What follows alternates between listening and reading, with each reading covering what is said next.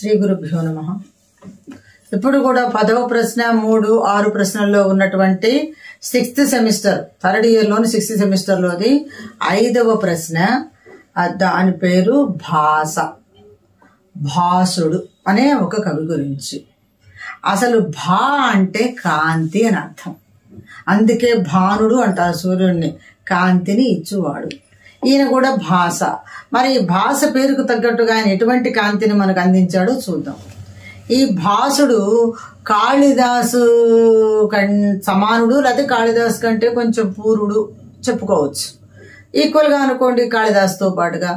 ఈయన నాటక చక్రవర్తి అని పిలువబడ్డాడు. ఇప్పుడు ఎవరైనా సరే ఒక పారాగ్రాఫ్ గా ఉన్న దాన్ని డైలాగ్ రూపంలో రాయాలి కదా. అంటే మనం ఒక మాట అంటే ఒక మాట సమాధానం చెబుతున్నట్టు డైలాగ్ కావాలి కదా. ఇప్పుడు సినిమాల్లోనైనా ఒక నవల్ లాంటిది ఇస్తే మనం డైలాగ్ రాయాలా. అట్లా ఈయన కూడా నాటకాలు రాయటంలో ప్రసిద్ధి చెందినవాడు అనమాట. అందుకని ఈయనకు నాటక చక్రవర్తి అని పిలుస్తారు. అయితే ఓసారి కాళిదాసు ఏం చేశాట, నేను కూడా ప్రయత్నం చేద్దాం. కాళిదాసు చాలా గొప్పవాడు, సరస్వతి కాళిదాసు, కాళిదాసే సరస్వతి. కానీ ఒక్కొక్కళ్ళకు ఒక్కొక్క ప్రతిభ ఇస్తుంది అమ్మవారు సరస్వతీదేవి. ఈయన అనుకున్నాడు భాస నాటక చక్రవర్తి అని పిలువబడుతున్నాడు కదా, నేను కూడా రాద్దాం అనుకున్నాడు. అనుకొని మాళవికాగ్ని మిత్రం అనేటువంటి ఒక నాటకాన్ని రాశాడు. రాసిన తర్వాత మళ్ళీ భాసుడు రాసిన నాటకాన్ని తెచ్చి కాళిదాసు చదువుకున్నట్ట. చదువుకొని తను రాసిన నాటకాన్ని కూడా చదివాడు. ఎన్నిసార్లు చదివినా భాసుడు నాటకమే బాగుందట. అంటే ఒక కవిగా ఉన్న ఆయనకు కూడా తనకు నచ్చల. అంటే ఎవరి ప్రతిభ వాడిదే, ఎవరిది గొప్ప వాడిదే. అప్పుడు అనుకున్నట్ట, ఇంకా అసలు నేను నాటకాల జోలి పోకూడదు, ఆయనకు ఆ గొప్పతనం ఉంది, నాకు కవిత్వం గొప్పతనం ఉంది, ఇది చాలనుకొని ఇంక అసలు నాటకాల జోలికి పోకుండా ఆ భాసుడికే ప్రాధాన్యత ఇచ్చి భాసుడితో చెప్పడం కూడా జరిగిందట. నువ్వే చక్రవర్తివి, నిజంగా మేమేదో ప్రయత్నం చేశాం కాదు, పనికిరాదు, నువ్వు భాష నాటక చక్రవర్తివి. అయితే వెనకటి కాలంలో ఎలా ఉండదంటే ఈ రాసేవన్నీ కూడా తాటాకు గ్రంథాల మీద రాశారు. ఆ తాటాకు గ్రంథాల మీద రాయటం వల్ల ఏమవుతాయంటే ఇప్పట్లాగా కంప్యూటర్లలో సేవ్ చేసుకోవటము, వాటిని మళ్ళీ వేరే చోట ఎక్కించుకోవటము, సీడీలుగా తయారు చేయటం అట్లాంటివన్నీ ఆ కాలంలో లేవు. గొప్ప గొప్ప మహానుభావులు అయితే రాశారు కానీ అవన్నీ లేవు. తర్వాత టి గణపతి శాస్త్రి అని ఒక ఆయన ఒక సంకల్పం తీసుకున్నట్ట, ఇంత గొప్ప భాషుడు రాసినవి పుస్తకాలు ఏమీ దొరకట్లేదు, ఎక్కడికి పోయినాయి ఏమైనాయి అని కొంతమంది యువకులను పిలిపించి దాదాపు 100ల సంఖ్యలో వాళ్ళందరికీ జాబ్స్ లాగా ఇచ్చాట. ఆ జాబ్ ఏంటంటే ఎక్కడికైనా వెళ్ళి మీరు భాసుడు ఎక్కడెక్కడైతే సంచరించాడో ఆ ప్లేసులన్నీ తిరిగి ఆయన రాసినవి ఏమైనా దొరుకుతాయేమో తీసుకురండి ఆయన గ్రంథాలు. అదే ఇంక వాళ్ళ జాబ్. ఆయన తన కోసం వెచ్చించాడు డబ్బుల్ని, టి గణపతి శాస్త్రి గారు అన్న ఆయన.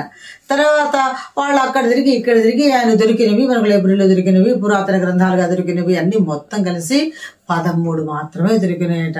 ఆ భాషుడు 100లో రాశాడు, కానీ మనకు లభ్యమైంది మాత్రం 13. మరి మిగతావి ఏమైనాయి అంటే ఆ తాటాకు తడిసిపోయినా పోతుంది, కాలిపోయినా పోతుంది, భూమిలో చెదరబెట్టినా పోతుంది, మనకు దొరకకుండా పోవడానికి ఎన్నో అవకాశాలు ఉన్నాయి.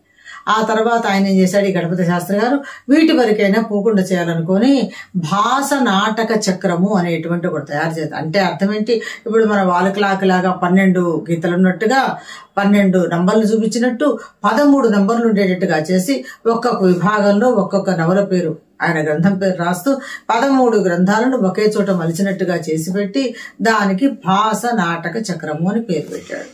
వాటిల్లో ఈ కొన్ని మనం పేర్లు చెప్పుకుందాం. మనం రేపు కవి గురించి చెప్పినప్పుడు మరి గ్రంథాలు చెప్పాలి కదా, వాటి గురించి. వాటిల్లో ఆయన భారతము భాగవతము సంబంధించినటువంటి మధ్యమ వ్యాయోగము, కర్ణభారము, దూత ఘటోద్గజము, దూత రాయబారము, అదేది ఈయన ఘటోద్గజ రాయబారము, ఇట్లా అన్ని వీటివన్నీ కూడా తీసుకొని వాటి చెప్పాడు. ఈ మధ్యమ వ్యాయోగం అనేది మనకు అంతకుముందు ఇంటర్లో వచ్చింది, దూత ఘటోద్గజం కూడా ఇంటర్లో వచ్చింది, ఈ ప్రతిమా నాటకం అనేది రామాయణంలో కూడా తీసుకున్నాడు, మరి రామచరణం కూడా రాశాడు, ఆ పట్టాభిషేకం రాశాడు. ఇట్లా రామాయణంలో కొన్ని, మహాభారతంలో కొన్ని, భాగవతంలో కొన్ని ఘట్టాలను తీసుకొని నాటకాలుగా తయారు చేశారు. ఈ నాటకాలు సంస్కృతంలో ఉన్నాయి. ఒకానొక రోజు కొన్ని ప్రాంతాల్లో సంస్కృతమే మాతృభాషగా ఉండేటువంటి గ్రామాలు, పట్టణాల్లో ఈ నాటకాలు ప్రదర్శించబడేవట.